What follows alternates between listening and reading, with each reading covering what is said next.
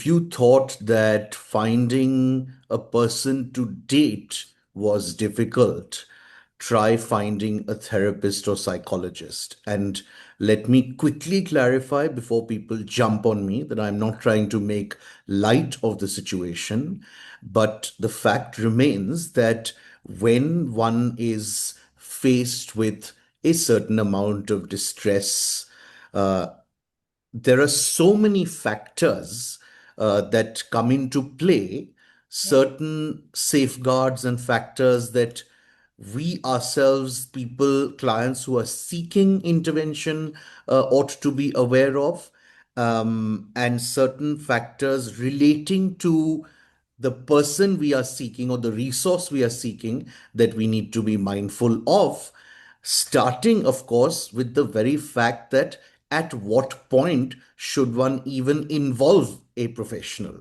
And therefore, it is a very, very complex matter. The fact also remains that in the marketplace, there exist some people who are less than ethical, who are less than qualified. There are also people who are extremely qualified on paper, but shockingly don't even have a basic bedside manner, leave alone empathy, which I would imagine is one of the fundamental prerequisites to being an effective therapist. So there are lots and lots of factors to consider. What I want to say for sure is that to be sort of prepared to undertake a hit and trial process, which is actually the reason I always make the reference and analogy of dating and marriage, that it is a hit and trial process. And one is best served to be aware of that so that one can have the perseverance. Typically, Mhm. you will go in, you will meet a therapist. God forbid it doesn't go well, unless you've told yourself and you're aware that this is a process, you might quit the process at the very beginning, which will be a huge tragedy and a disservice to yourself, frankly. So, as you can tell by now, we are going to delve into this entire business of identifying and finding the most appropriate mental health professional for each individual. We are calling this session of talk therapy the right fit. And we're very lucky because the individual joining us to tell us about this and share her insights is a very well qualified, erudite, and insightful psychologist herself. And I can hardly think of a better individual to shed light on this. So, joining us is Harsimrat Kaur. I'm very, very grateful for her time and her effort in joining us to do this, for suggesting this very, very important theme and topic. So, without further ado, a very warm welcome, Harsimrat, and thank you so much for being here. Well, thank you so much, Karthik, for having me. I think it's a privilege to be here. And thanks a lot again for the warm reception. So yes. Wonderful. So before we get into some of those critical factors that we need to keep in mind, we would love for you to tell the audience a little bit about yourself and your own practice. Yes. So hi everyone. I'm Harsimrat Kaur. I am a psychologist and a psychotherapist. I've been practicing for almost last 4 years now. And I'm based out of Ludhiana, Punjab, up north in India. Um, I think in my private practice as a psychotherapist, I've witnessed so many individuals come up with like vast experiences of not having had good therapeutic interactions. Hmm. And I think that's the place wherein I really wanted to like expand and talk more about that over here today. Apart from that, I think my practice, I work with individual clients as well as group spaces. Um, uh, so yes. Wonderful. Now, Harsimrat, especially recently, as Mhm. I have myself been doing a lot of work with schools and with kind of large groups and organizations and institutions. ever so often we are asked that, listen, if I'm, for example, feeling a certain amount of stress, or let's say I'm feeling a certain degree of sadness, how do I even determine when I should seek professional help, and what extent of it is just the usual sort of throes of an emotional spectrum that one experiences by consequence of living life. Mhm. I think that's probably a good starting point in terms of when one can reach out and look, and then we can get into the factors that should govern that.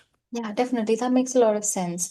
And I think it's also about the elements, right? That the therapeutic nuances are so stigmatized at the end of the day that, okay, hey, you can't be showing up for therapy unless like you're really bothered Yep. by something, Yep. which is really not the case, right? We don't need to be in a real fix to actually show up for therapy. But then again, even when I say that, I also want to acknowledge the privilege of access to good therapy as well. So it's also about like, just identifying, okay, hey, is your daily functionality being really hampered?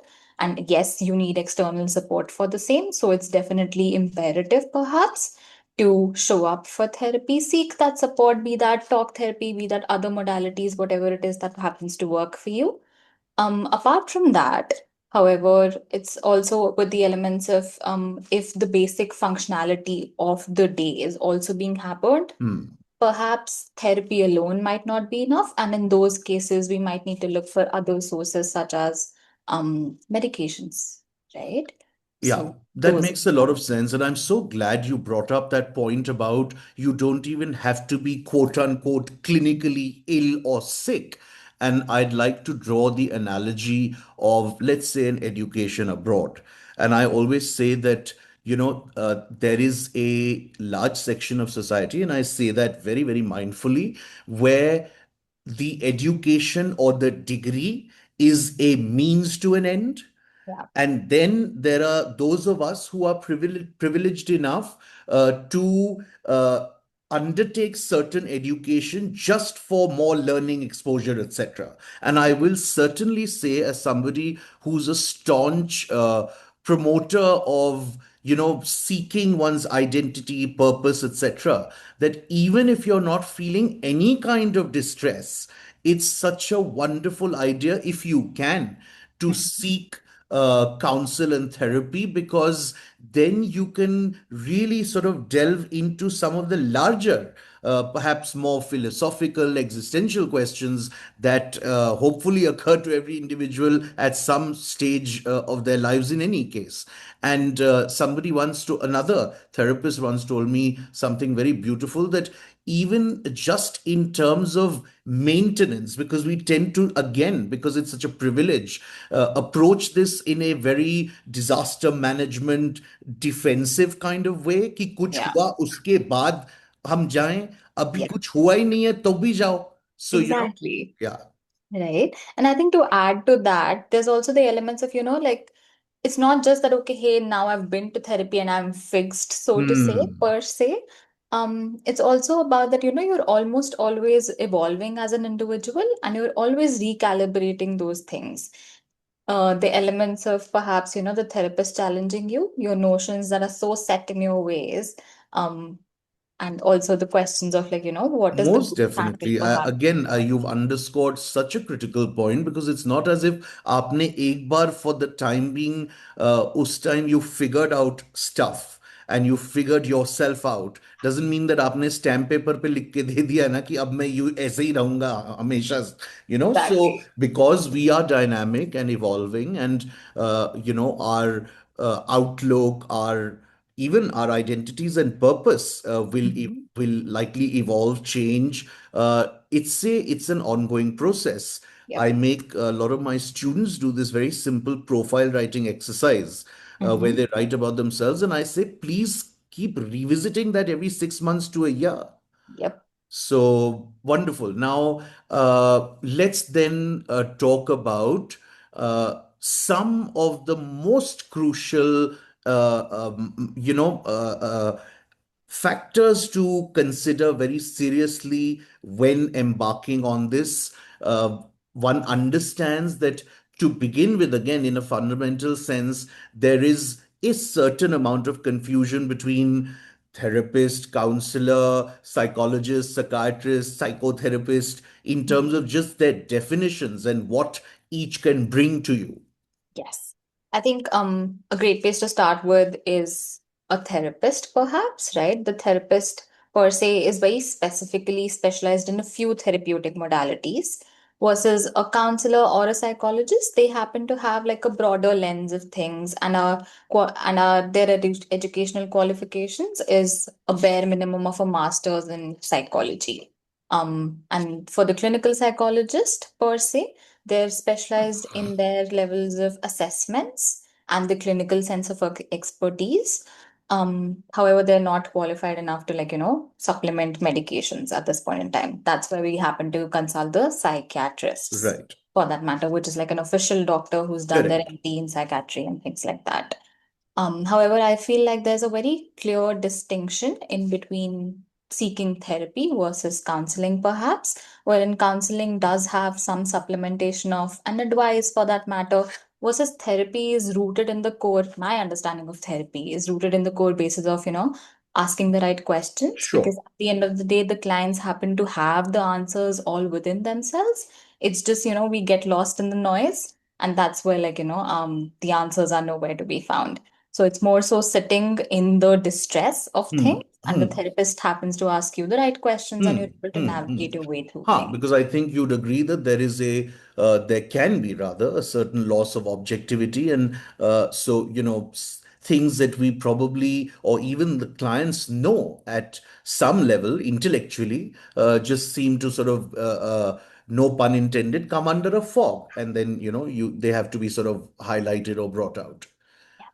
Mm, Now, where does the one therefore, and I'm sorry, I'm sounding like a stuck record, but where does one then begin that process? Think it's very imperative that we actually sit with ourselves and really like look into what is it that you're looking for. What I mean by that is, I usually use this metaphor of like a cab drive for therapy. Hmm. Hmm. That yes, you're there with a therapist, but your therapist is just a cab driver. They're driving you from point A to point B, but you're the one who decides, like, what that point B looks like. And there are moments when you don't even know what that point B is, if there is a point B at all, for that matter. But then again, like, that's something that you sit with your therapist and then figure out eventually, because there are so many ways to go about life as is, right? And so I think coming back to what you were asking, it's more so sitting with what kind of support you're looking for, what are your intentions with seeking that support as well, what is not really working, where are you feeling stuck, and per se, according to that, like, are you seeking more of an advice, or are you actually looking to like sit with yourselves, look within, get past the resistance perhaps that Hmm. comes Hmm. up for us in challenging moments, and Hmm. then work your way through things. So therapy might be it. However, if you feel like the basic functionality of things is absolutely marred altogether, um probably consulting for a psychiatrist in extreme conditions might be a great idea as well. So That's very helpful. Now it begs the natural question that what are some things that people ought to look out for in terms of just a certain basic due diligence that mhm. we should do vis-a-vis any of the above mentioned professionals, कि हाँ उनका मतलब हम लोग को क्या क्या check करना चाहिए, so that in our limited wisdom and capacity, we go Mhm. to somebody who's both qualified as well as ethical. Yes, that makes a lot of sense. And you know what? Like, I think I'm going to be a little politically incorrect for what I'm going to Please say be. next. Sadly, there is no like ethically qualifying criteria, Yeah, yeah, I particularly know here that, but for I India. need you to say it. Particularly in India. And it's so Yeah, sad because, yeah. I think initially, I would just really like to share this, that initially when I started as a therapist myself, as a psychologist myself, I was very much so under the delusion almost of the fact that, yes, somebody with a master's in clinical psychology or a master's in psychology is going to be the best therapist ever. And oh boy, like, how the whole facade of it came Yep, yep. off. Um, so I think there is no right or wrong way to like seek support. It's more so again going back to, what is it that you're truly looking for? However, there are like a few stipulations that you definitely need to be looking out for. Let's say in case of a psychiatrist, make sure that they're hearing you out Hmm. loud and they're hearing both the attendant, which happens to come along with you as well, and the fact that, yes, definitely the medications perhaps take a little while to like kick in and actually have some active Yeah. effects of the same. However, if things are definitely not working out, say post a month or 2 months of active medication and consultations, perhaps it's okay for you to ask more imperative questions to the psychiatrist themselves as well, right? And Yeah, because definitely I think, I mean, again, sorry, I'm interrupting. The psychiatrists themselves will, sorry, go through a certain amount of trial and error of the medication itself, because, we all react and respond to medications differently, and, that whole reality. Absolutely. And so I think a good timeline is perhaps the 2 month mark. And if still so much so things are not working out, it's okay to like ask more imperative questions Hmm. to the Hmm. psychiatrist. If perhaps you feel like, okay, hey, I need to switch someone, Hmm. please Hmm. go ahead and do that. Hmm. I think in the field of mental health, particularly so much so given the abstractivity of it, ex Sure. of the felt experience, we shy away from asking questions as well because hey, there is no tangible thing that you can showcase That's for, so true. Yep. Yep. so it's imperative that we happen to do that. That's for the psychiatrist consultation. For the psychologists and the therapists, definitely a master's in psychology is the bare minimum, perhaps. Yet at the same point in time, it's also about, I think I'm going back to what you mentioned, the bedside manners and the empathy. That's really, really key because at the end of the day, sure, we think that this is just another person that we're conversing with and they know better, they're the expert, and sure, they might be, but at the same point in time, they might not be the expert for you who understands you. There's also the relational aspect of things. There are moments wherein, like, you hit it off with like a certain therapist, and there are moments, no matter how hard you try to, like, build that rapport, it's just not working out. And that's absolutely okay. Not every Hmm. therapist is meant for you. I think another metaphor that I happen to use for myself and my clients is the jeans metaphor that it's Mm-hmm. okay for you to you've got to shop for your perfect fit of a therapist, just like you shop for that perfect fit of pair of jeans, pants, or pajamas. And once you find that perfect fit, you'd moderate the same, right? It's very much so the individual therapy one-on-one sessions are very much so tailor-made and tangibly catering to this one individual. So those elements. But even there, I think the things to look out for is if the therapist is actually maintaining confidentiality, are they practicing ethically? What I mean by ethicality is definitely the confidentiality bit of things. In cases of if do they have like a consent form? Is there like a certain fee which is fixed, right? Are they being respectful of their time as well as the client's time as well? Um, are the boundaries being maintained post the session, during the session itself, right? Noticing if the client's comfort is being taken care of, the bedside manners of basic empathy, noticing the distress perhaps that the client is in.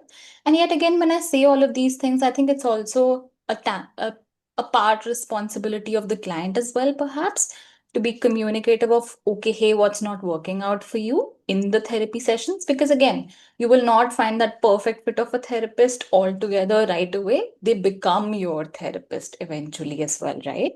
Yeah, I Um, mean, it's like any human relationship. exactly. It's unlikely that you will be right there on the same, on the same page from the get-go. Exactly. Yeah. Just that. So it's very important to be communicative about that. And definitely the therapist will be receptive of the same. If they're not, if they come at it with a different angle, perhaps that might be like an orange flag, something for us to like look into if we want to continue the relationship or not. Right? Now, you've mentioned lots of very critical points, and if you allow me a couple of minutes, I have two bits to add to many of them.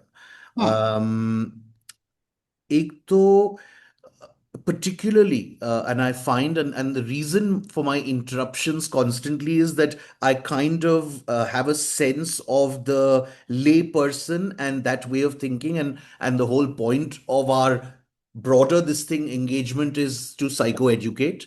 Now, when we say things like rapport establishing, etc., a lot of first time clients who have not experienced any kind of form of therapy before can have this impression or perception that therapy is some sort of spa day. Now, Mm. it's not. So please understand that while on the one hand, it's critical to establish a certain comfort level and rapport, you are not there to make your next best friend. And you are neither there to be just purely validated and praised and sent back feeling, damn good. Yeah. Because then there's something seriously wrong. Yes, you're not getting a yes man in the form of a Yeah. therapist. They're definitely So going to then you might as validate well you. do the chat GPTs of the world because that's Oh, what yeah. they do. That was one thing that I wanted to kind of flag very categorically. Thank you. That Yes. there's the when we say establishing rapport, it means an understanding of a cultural context, of your specific type of distress. Probably gender, all of those kinds of elements come into that Yeah. thing. The other comment I wanted to make is that because now I'm the best example I know of somebody who has come into the realm of kind of general counseling purely organically because of certain lived experiences I had, and because people had very, very actively started seeking my advice through my 10, 12, 13 years of teaching, interacting with people, etc., is that, of course, the qualifications are non negotiables, but they don't necessarily guarantee a deep understanding of specific situations. That was second. Third, uh, I wanted to very quickly say that. Um, well, it'll come to me. It'll come to me in due course. Definitely. And I think I really thank you so much firstly for like in the interruption as well, because I think it's so important to like amplify on these small little points, and I sometimes happen to get lost in the No, we all do, which is lingo which of is the whole things. point of a healthy discussion. So, Yes. And I think that elements of, how lived experience definitely does add on so many elements. And definitely that is a great place to like start with.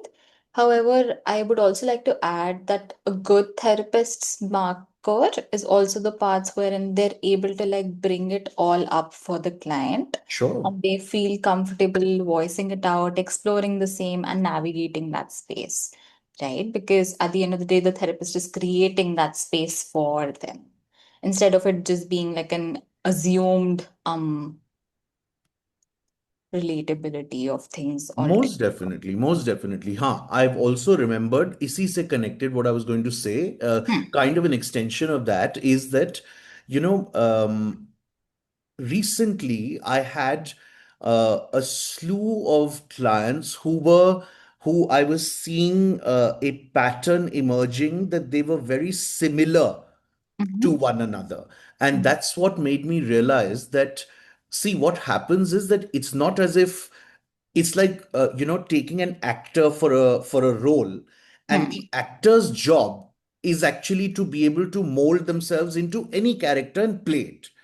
But there is a reason why people become typecast, because they've proven that ये हम बहुत अच्छे से कर सकते हैं. This is, my wheelhouse. And I Yeah. think similarly, in my case at least, what's been happening is that I'm noticing that a lot of things, if the therapist and the client belong to a kind of similar cultural context and backdrop, Mhm. then a lot of things that need to be explained become implicit.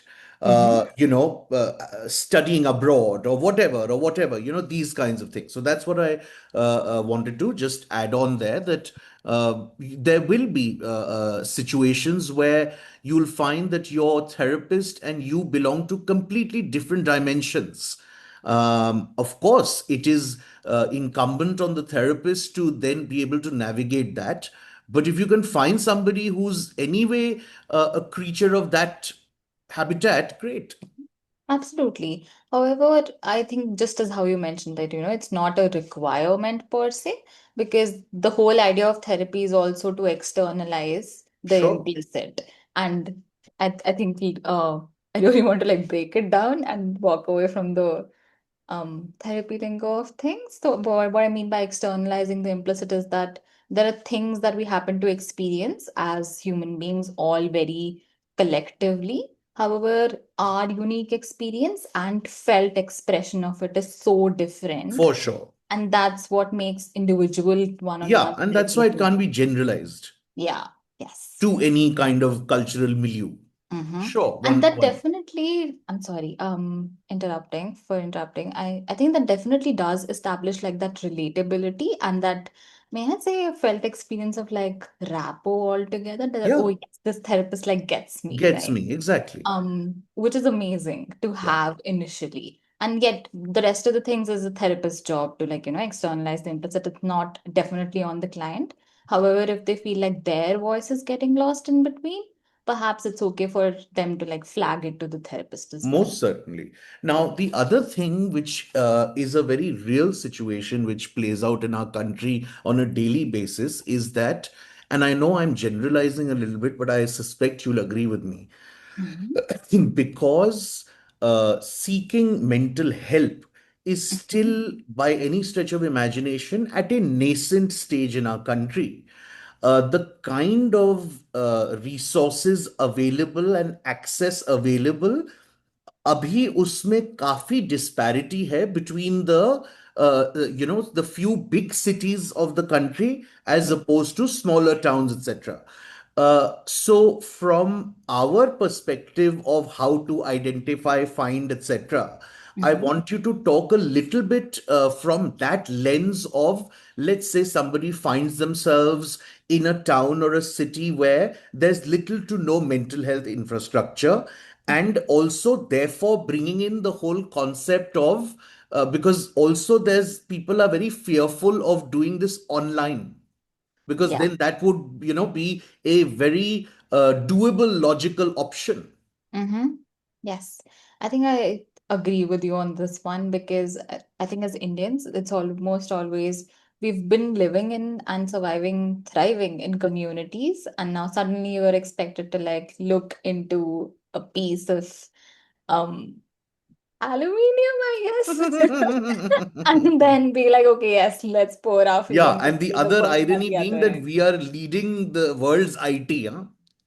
But we Absolutely. don't want to be on a Zoom call. Definitely not.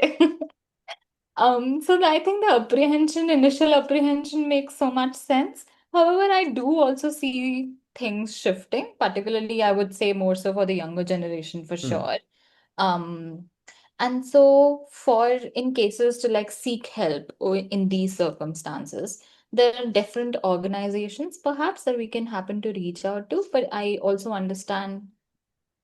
Hey, yes. But I also understand as to how perhaps those organizations are again limited to the tier one cities.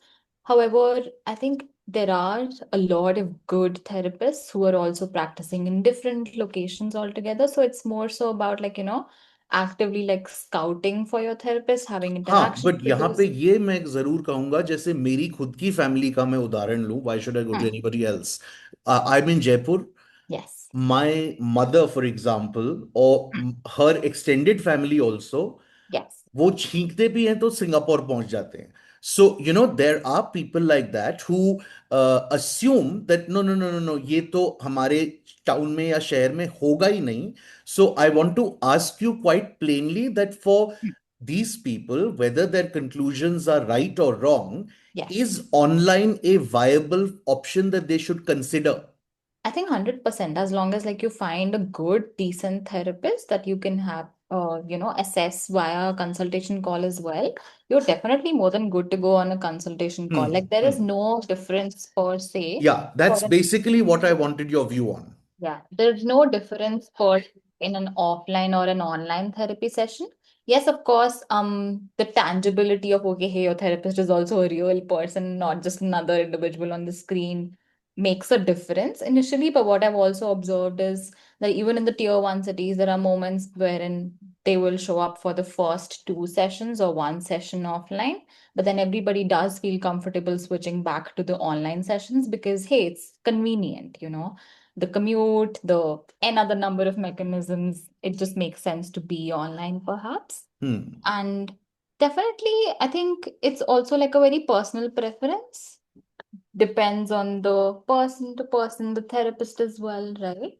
So I don't have any strong mm, observations per se about the No, same. but There are many different basically, I wanted to get your view on people who find themselves in an immediate geography जहाँ पे वो बहुत evolve नहीं है, yeah. उनके लिए क्या क्या recourse के options हैं. Online is certainly one of them. The Yes. other thing I want to ask you about, which in any case you are becoming more and more deeply entrenched in yourself, and not that I want to use it or present it as an alternative, but Mm-hmm. one to me was online, and the other is the whole group support group therapy thing. Yeah. So, just the way you've started with a partner of yours, this initiative, Yes. also talk a little bit about group therapy possibly being one recourse. Definitely, but I think to add to that, yes, the online group therapy spaces are like really helpful, but then again, they're also like limited online. Hmm. I personally myself hardly know of any group therapy spaces perhaps that are But being group organized therapy, I didn't mean offline. online only. I meant Yes, jo, हाँ. yes. So there are very little spaces for that. However, I think the exposure that perhaps, Singapore पहुंच जाते हैं चाहे तो वो दिल्ली तक या फिर लेट्स से बॉम्बे बैंगलोर तक हम जा सकते हैं and there you happen to like meet with people, interact with people, and therefore like you get connected with like a few therapists as well, and that's something that can work out for us.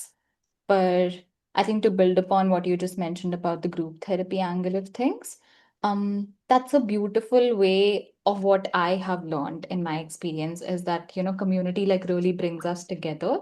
And we all like are of lately have been talking about community as a unit and all of those things. And all I could ever think about was that, yes, we're talking like a great deal about community, but how do you build that community? Where do you find it?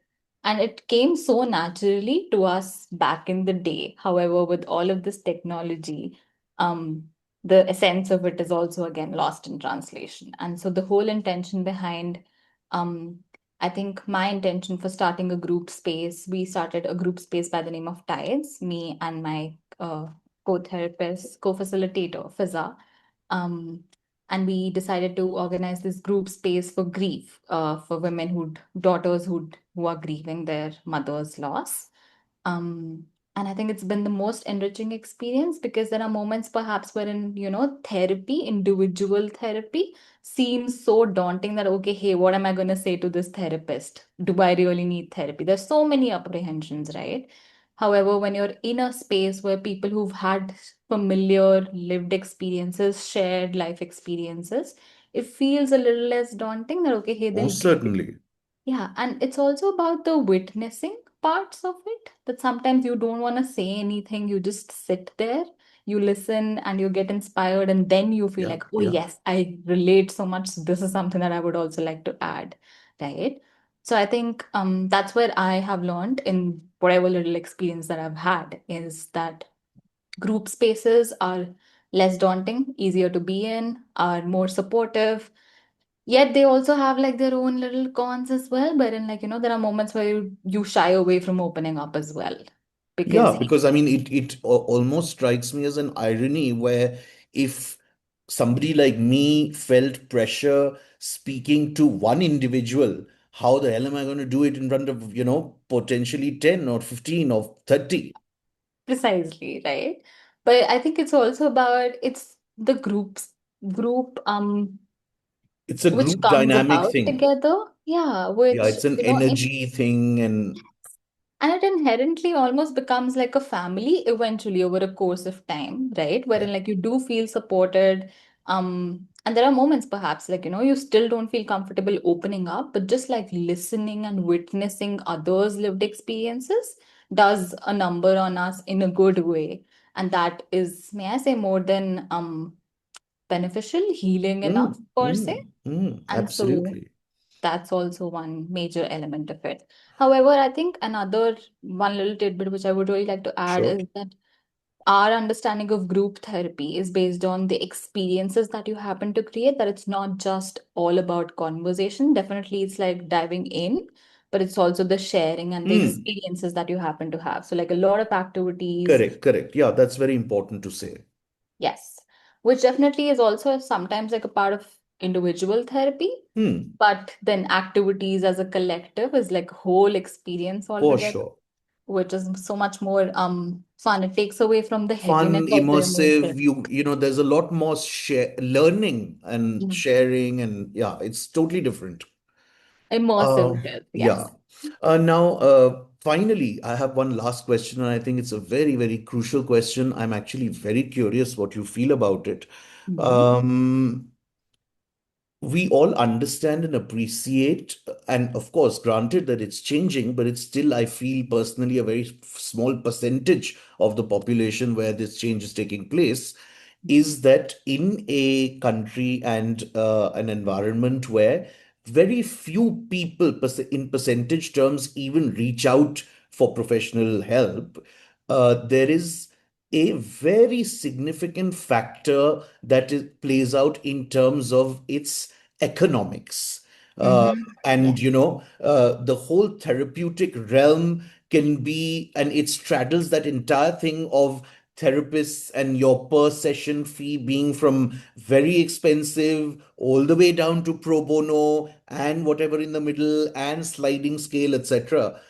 Any kind of just sort of tips or advice relating to the economics of it to clients who are wanting to embark on this journey? I think I'd really like to start with that, we take mental health for granted, firstly. And given the fact that there are no tangible manifestations that you can identify that, okay, hey, I need support, I need care, I need help, we keep on like delaying it for like till the war's Deprioritizing end. it.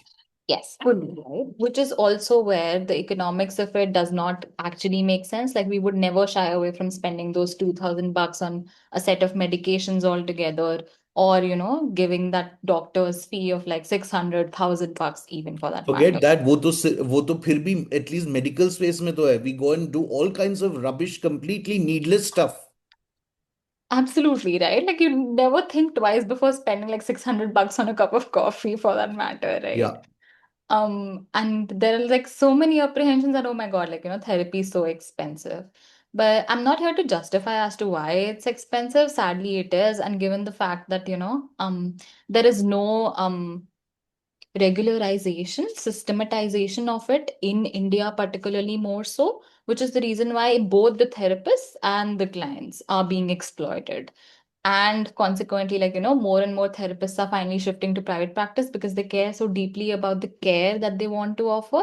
However, there are limits sometimes to Mm, like mm, working in certain organizations. mm, However, there are also, organizations which are doing great work for that matter.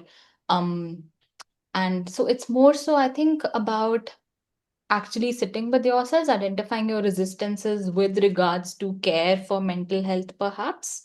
What I mean by resistance over here is like, you have to take out a little bit of a budget as to what are you willing to invest per se in your mental health care space, right? And once you've figured out a sustainable budget theme for it, that's where I would suggest you can start looking for therapists. And there are therapists who offer like a sliding scale for their practice. There are organizations which offer like pro bono therapy with like good therapists who they are training, who are under supervision per se. What I mean by supervision over here is like a younger therapist who needs mm, a mm. little bit of guidance and like being navigated accordingly, that Yep, they are yep. practicing ethically. So there are like resources out there. I think it's just everything is so vague, and the lack of systematization is what makes it feels like, okay, hey, you're just lost in the deep end of things, and it's a maze that you can't figure out. Absolutely. No, but which is all the more reason why it's so important to at least comment on it, because it can really be unnerving to somebody, and they're like, अरे मेरे को तो बोला एक जन ने बोला 3,000 per session, एक जन ने Yeah, बोला 300 per session. Also, there's this now increasing barrage of kind of organizations and adverts you see across social media, particularly, where very proudly, we will diagnose you in 299, and it's almost being sort of commoditized and sold like haircuts and spa treatments. And so I think that, in my own opinion, one should certainly guard against that. And speaking of definitely. guarding against, and going back very quickly to the whole finding a therapist thing also, Yeah. if you find that your psychologist is diagnosing certain things and labeling it very quickly, that can also be a red flag. There are conditions that have to be observed for months before a diagnosis can be made. And if they're seeing you once or twice and declaring you X, Y, and Z, that's to be Yeah. guarded against. Fully. And I think it's also the elements wherein like a therapist or a psychologist per se is not qualified enough even to make those assessments, right? That's why you Absolutely. happen to consult a clinical psychologist or a psychiatrist for that matter. And I think you very beautifully mentioned this point of like, the organizations as well. Like I kid you not, the number of ads that you happen to see on Instagram that okay, hey, 7 days and you are Yeah, healed per yeah, se. yeah, yeah, Another red flag. yeah, Definitely not gonna happen. It takes years and years to change your given patterns that you've yeah. lived off for like more than 20 plus years of your life. Absolutely. Not gonna change in a week. Definitely not happening. So yes. And I think Wonderful. Sorry. I think going back to the money thing, it's just like figure out a budget, stick to it. Definitely there's like a huge range of therapists and the kind of services that they happen to offer. It's just about identifying what is it that speaks to you. So hit and trial, as you mentioned, right? The dating and the arranged marriage thing. Yes, gotta go out there, explore, have conversations, and then you figure out that okay, hey, do I want to go out for that second session altogether or not? Sometimes in the consultation call itself, perhaps it's very evident that, okay, hey, this is not a Not, dynamic which is yeah, going to work out. So those elements, right? yeah. And there is no, I think, stipulation per se that a 3,000 charging therapist is going to be like a great Correct, therapist correct. And whatsoever. vice versa. But yeah, Precisely. I will say that I want to definitely echo what you started this response of yours with, that we must prioritize mental health a little bit. I mean, we won't, I don't think any of us will be okay going to, I'm sorry to use this term, but like an entry level doctor for any ailment. Why will we do that for mental health? Where most certainly no miracles are going to be performed in 1 or 2 sessions. So I think that whole world is avoidable. I think, if I may, my own view is that at least a mid sort of level of arriving at a mid level kind of budget is certainly what you should work towards, if not at the higher end. But yeah, I mean, it is certainly something that needs to be prioritized, and you'll be surprised at how little, barely noticeable sacrifices karke, and you'll be able to achieve that. I mean, Yeah, it's not like you're fully. in therapy every day. Precisely, right? It's just once a week Yeah, in the beginning, and that's something that you maintain yeah. eventually as well. And of course, like, we steadily wean that off because I think another important element which I always mention is that the therapeutic relationship is definitely going to end after a certain point in time. It's not a lifelong thing. Sure, it can be if you want it to be, but then you're also like, perhaps someday going to outgrow your therapist as well. And Yeah. that's normal, that's okay. So those elements. And I think as for the parts wherein you were mentioning for the entry level therapists, funnily enough, I think they are the ones that I have happened to learn the most from. And there are like so many other therapists with like another number of years of experiences as well, which are sometimes, may I say, biased, No, no, perhaps, of in their course. See, the opinions. thing is, we have, I think what I did perhaps missed is, one has to qualify what entry level means. Now, Yes, there absolutely. are there are there are people who are studying, who are at a certain stage, who are hungry, curious, committed, invested. Yep. All of that then goes without saying. Absolutely. And as long as, like, the therapist is under supervision, they are practicing their therapeutic Yeah, yeah. um journey. So they are good to go, definitely. Super. I think this was a wonderful exchange, lot of insight, lot of critical points, and I hope that even if a few people can benefit and keep certain things in mind,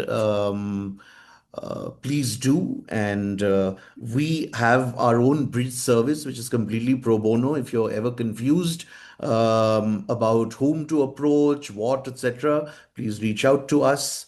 We will do our best to connect you with a good person.